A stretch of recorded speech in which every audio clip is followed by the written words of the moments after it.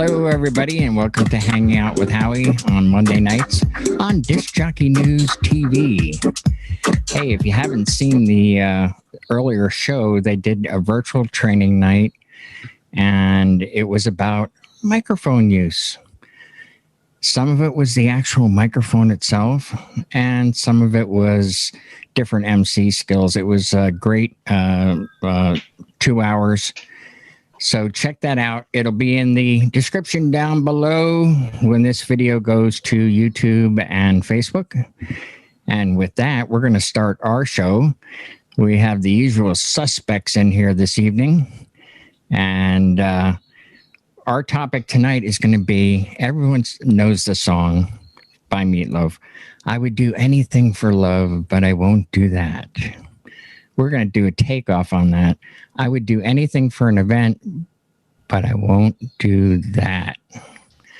So I'm just going to go around the room. We've got a lot of people in here.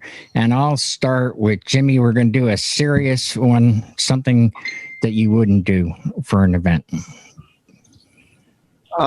Set up on a second floor. I will not haul gear upstairs anymore. I'm 55 years old. I have lots of aches and pains. I have very expensive gear, and it tends to get damaged. Just even banging in the slightest little handrail. No, it just ain't worth it anymore. So, yeah, no stairs. Alrighty. Sorry. We'll move on over to Eric. So in the past, I've been known to be a little bit of a wild guy. Like I'll try anything once, twice if it feels good, three if there's money involved. Yeah. So this one's $20 is $20. Yeah, right. So some of these things that we're going to talk about tonight coming from the School of Hard Knocks. And I've made this mistake before, but we've learned from it. If I don't feel comfortable with the event, I politely decline and say, I just don't think we're the right match. Because there are times, and I'll give this one example, I said to the guy, I try to figure out a little bit of like, okay, what are they going to want? What are they going to listen to? I said, if you were to pick your favorite channel on the radio to tune it in, what channel would you tune it into? The guy said NPR. That to me said, I don't think this is going to happen for us. I'm not the right guy for the job. So what I wouldn't do, I wouldn't take a job that I felt 100% confident that I could give them the event that they want. Good answer. Scott, what have you got? Well, mine is going to go toward weddings, ceremony. I will not line up a bridal party for ceremony. I've been asked to do that before, and I feel like that they should have an assistant that does that. I'm there to do the music for the ceremony, make sure the officiant is mic'd properly and all of that. But lining up for the ceremony, though, that's not what and I've had that come to me before as a question to do. And I've I tell them even the final meeting now is you're going to have a responsible person to do that. And even if I officiate, that's the worst time to try to do it because you've got other things going on as well. That's one of the things on my topic. Yeah, that's a good one because how can you be in two places at once? You have a lot to do. So, yeah. Okay, Bill, what have you got for us? My first one kind of goes to Eric's. It's about comfort zone and about, being the right tool for the right job. And so I will not do a school event or like a child's party where it's children only as the only DJ. If I can have, a more appropriate helper with me, I'll book the event, no problem. And I'll play event coordinator and MC, but I will not do it as the sole DJ. Good point. Alex from Cyprus. I think I'll do anything for an event, but I won't set up when there's a risk of danger to either the guests or equipment. Sometimes you get to a venue and maybe there's electrical sockets that clearly shouldn't be used, but you're being asked to use. So, yeah, basically when there's health and safety aspect involved. Very good. Yeah, that's important. Safety first. Randy, welcome to the room. This is your first time, I believe, in our panel. It's good to see you. What do you got for us? I'll do anything for a gig, but I won't give kickbacks. You get some of these people that want you to line their pocket. Nah, it's not going to happen. I'll move on. I'm gonna pile on and say yes. I would definitely do the same way. Agreed. Great. Yeah, that was one of the things on my list. Yeah, I don't pay to play. I just don't get involved in that, and No. that's pretty big in Jersey, actually. And yeah, hey, Is it really? Never. Yeah, we can make you a preferred vendor if you give me 10%, and I'll. Get out. I don't know. No. Wow. I know somebody that's dealing with that right now. Yeah. Unreal. All right. So that was going to be one of mine. I'm going to say for my particular pick, one thing I won't do is an event that I'm not qualified for. You have to, as Clint Eastwood once said, a man has to know his limitations. And I've been asked to do mitzvahs. Well, I don't know the Jewish culture, and I've never done that. I don't have any training in that area. I'm not a mercenary. I don't feel I would be a good fit for that, like Eric had mentioned earlier. So I wouldn't. I've declined mitzvahs, and I've just passed them off to other DJs that do them and do them well. And that's the right thing for the client. So we'll go around one more time. Jimmy, you got another one for us? Yeah, I actually got a couple, but long events, like anything that's 8 hours or longer. In fact, honestly, I'd like to keep my events down to 6 hours. After that, I think it just goes off the rails and nothing good comes out of it. There's nobody needs to dance more than 3 or 4 hours. I'm sorry, and that's just my feeling. That's my personal taste. I just don't feel like I want to sit there for 8 hours spinning music. That's interesting you should say that, because one of the speakers tonight during the virtual training had mentioned that the age of the people getting married these days now is 30 and up. And when you get to that certain age, they're not raving like they were in college. It's not like a John wedding in Minnesota that goes 7 hours, in most places. Yeah. I've had brides literally, and they're supposed to go to 11. They'll come up to me at 9:30. They're like, "We're tired. We're out of here. Honeymoon time. Shut her down." Mm-hmm. So, yeah, and that kind of leaves you short. Where if you had planned, a special ending, you're kind of like, I've had weddings drip out like that as well. They're like, that's it, we're done, and it just petered out, and it's like, oh my goodness, if they could have planned for, and it would have been a little bit cheaper for them too. Right. But anyway, let's go to Eric. What do you got for us for number 2? So Jimmy's obviously never gone to a VIP party with me in Vegas. 4 or 5 hours. Right. I'm still going, man. Yeah, you are. But and like you did say though, I do try to, that last half hour, I have a few songs I like to slide in there. So it really does stink when they end short like that.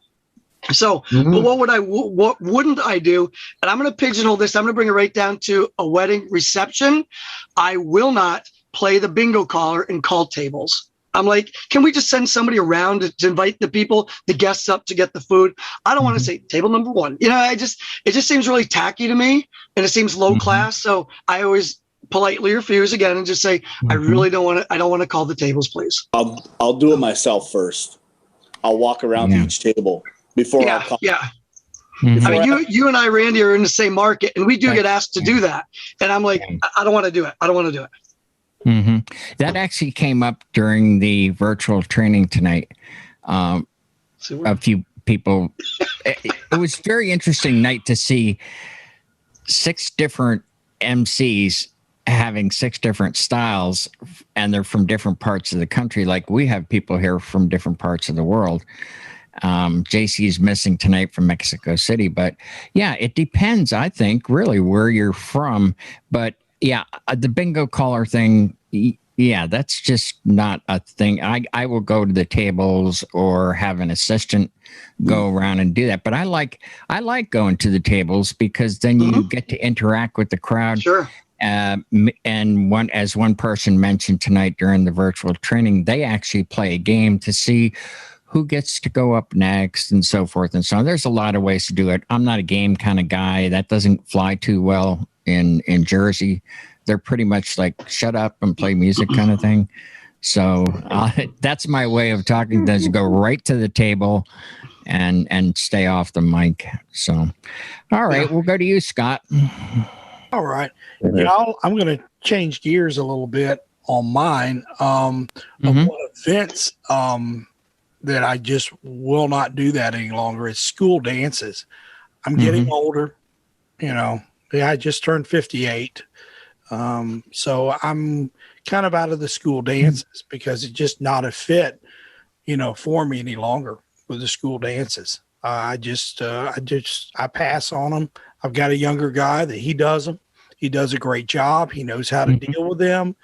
I dealt with them a few years ago, and I just felt like that's where not being a fit at a certain event, there's nothing wrong with that. And we shouldn't feel like we have to take everything on like that. So that's one of the things that I just don't do that any longer. So you're being honest with yourself and the client. That's great. Right. Yeah. Cool. Yeah. So one thing that comes up, especially at certain venues where they've put in their own sound system or they're trying to control the decibel level, to keep up with both the theme of the song and the theme of the question for the night, I will not use anyone else's equipment. Right. And specifically the venue's equipment if necessary. Because for one thing, if that venue's been there a while and the speakers have been there a while, the DJ that was in it the night before might have blown them. And so I'd rather have my system, my equipment, my sound, and kind of go from there. Very good. Randy, we're up to you now. I won't set my full trailer full of equipment up on a postage stamp. So I do site checks way ahead of time, and the bride and groom know what I'm bringing for equipment. And sometimes these certain banquet managers think that you can set up on a 4x4 piece of carpet, and so doing early site checks really helps with that. And when I get there, I can already say, listen, we've already talked about this. Somebody needs to start moving some tables, So. Very good. Alex. Right. Well, this is the problem when you're last tail end Charlie, because obviously you got, oh no, okay, Bill's mentioned that. Okay, now Eric's mentioned that. Okay. Duck's going last, huh? Yeah. I'm not last. Okay, so inappropriate requests. I wouldn't do a gig if there's inappropriate requests, either by the couple or maybe from members of the wedding party. And I'll leave it open as to what you deem as inappropriate requests. But obviously that could be anything from the best man thinking it might be funny to mention previous marriages of the groom and try and then involve me in some way as the DJ. So yeah, to learn when to say no when it comes to inappropriate requests. Well, okay, I'm last, so I'm gonna say the thing I won't do, I never do, because I'm working, is I will not drink with the clients. I've had them come up with the shots. They have trays of Jello shots, everything else, and I politely decline. Come on, it's a party, and I'm going, no, I'm actually working. I was actually cajoled there for a while by someone very drunk, and I said, what do you do for a living? And he says, oh, well, I work, I'm a claims adjuster at the insurance company. I said, oh, big office. Yeah. I said, they let you drink at work? No. I said, well, This is my office. Very good, Eric. I knew you'd get it. This is my office. I'll give you an easy out on that. Just say I take medication and it would make me really sick. And this way nobody could say, oh, come on, go ahead and get sick. No, they leave you alone after that. Yeah. Better just say, I'm in the program. The program, yeah. There you go. Friends with, what's his name, Bill Wilson or Yeah, something? I'm friends with Bill. Yeah. Well, and I am Bill, so you can just say I'm friends with Bill, and you won't be lying. I'm friends with Bill. I've had to bring me champagne for the toast, and I pretend like that I'm partaking of it. Yeah. I'll walk over later on and just kind of swiftly just put it in the garbage can. I've got something else replacing in a bottle of water, actually, but the champagne. Yeah, I've had them bring over the champagne, and when they all toast, I toast. Raise your glass. Yeah, just raise the glass and set it back down, and the wait staff comes and they take it. And nobody's ever said, well, you ruined it. They're going to have bad luck because you didn't drink it. Some of that champagne is bad, though.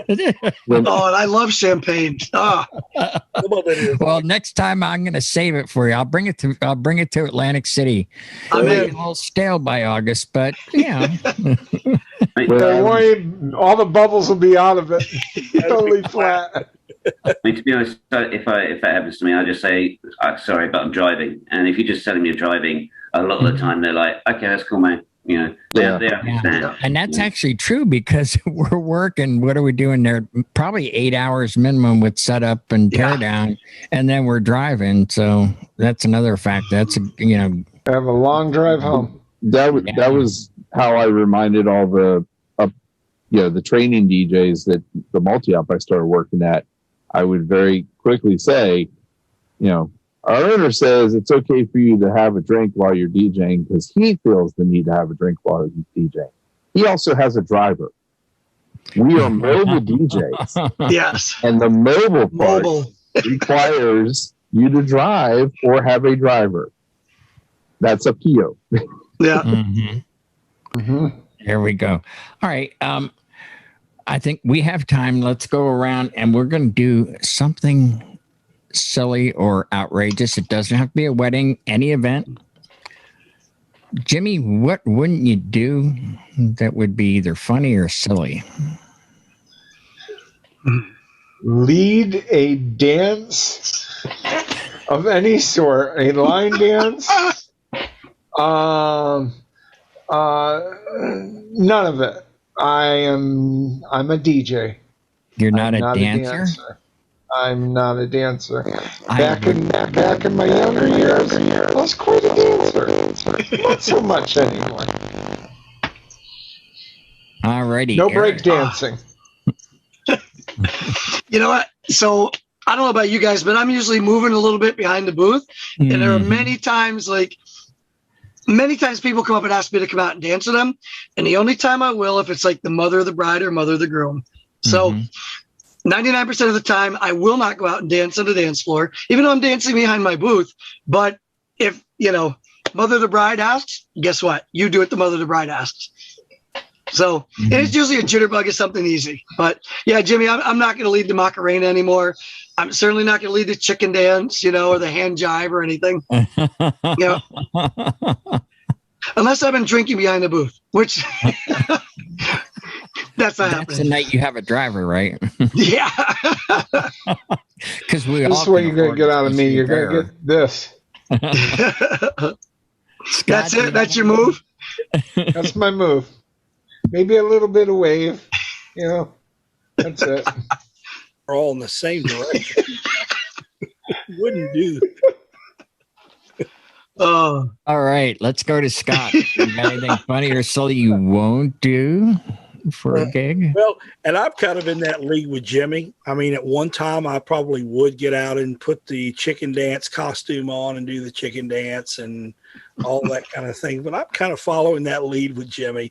I don't do that any longer. It's just not, it doesn't look good for a big guy to get out there and do that stuff. His feathers got plucked. But yeah, I would definitely not that we promote the chicken dance any longer. That is a taboo now. It's on.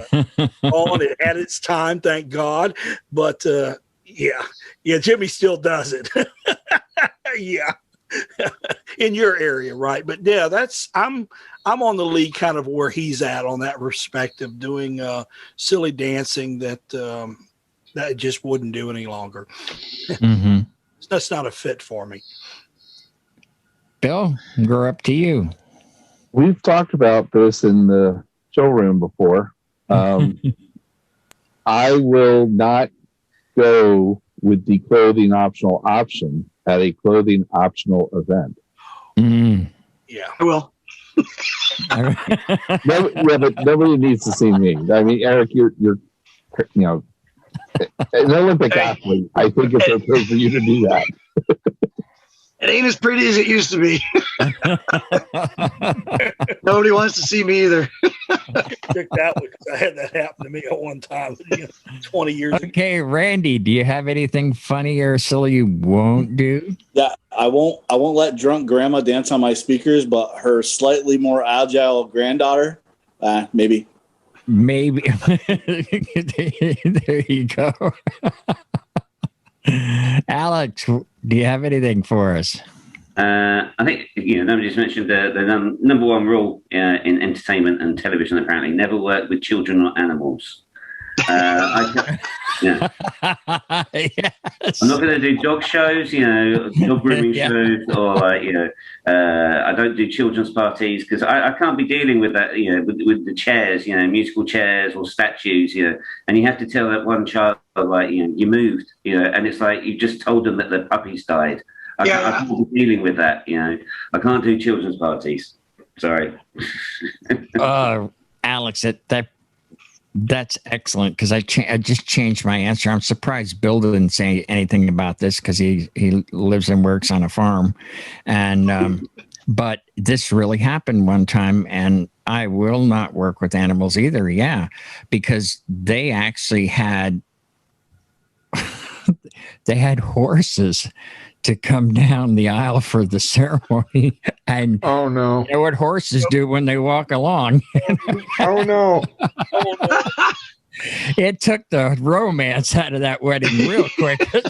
People were just laughing because they're facing each other, doing their vows, and the horses are doing their thing. And people were, instead of crying like, oh, she's getting married, my baby, they were laughing. It was just, oh my God, it was, Are you talking little ponies? A little pony or something? Well, they're up there they were full-size horses. They got married on, they got married on a farm, and that was their dream. But I've done motorcycles too, where they drove down, but then they can shut the motorcycle off, and the worst that happens there, it leaks a little bit of oil. Nothing comes out of that tailpipe.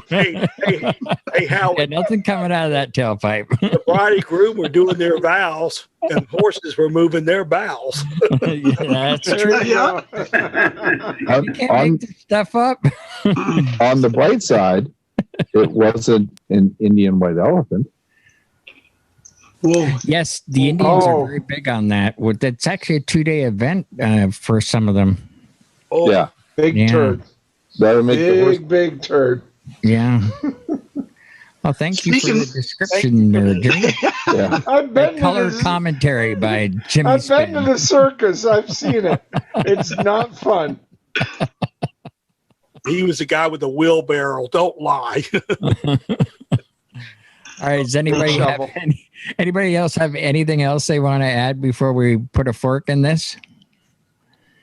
I'll just say again, as we all go around the room from different parts of the country, it just amazes me how much we think alike.